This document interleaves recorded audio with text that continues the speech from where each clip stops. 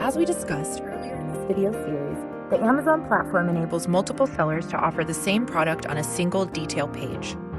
On every detail page, customers have 3 options for finding the product offer they'd like to buy: the buy box, the other sellers on Amazon box, or the used and new link.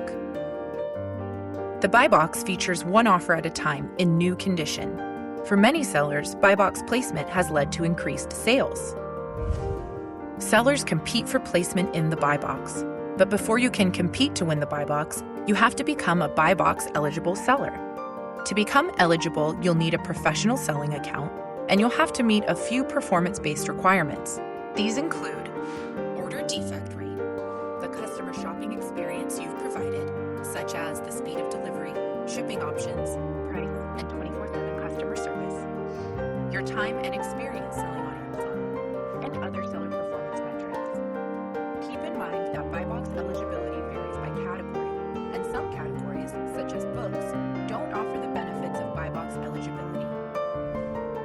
Once you're a buy box eligible seller, your offers can compete for buy box placement. The next video in this series will explore this in greater depth. To see which of your offers are eligible for the buy box, navigate to the Manage Inventory page and click Preferences.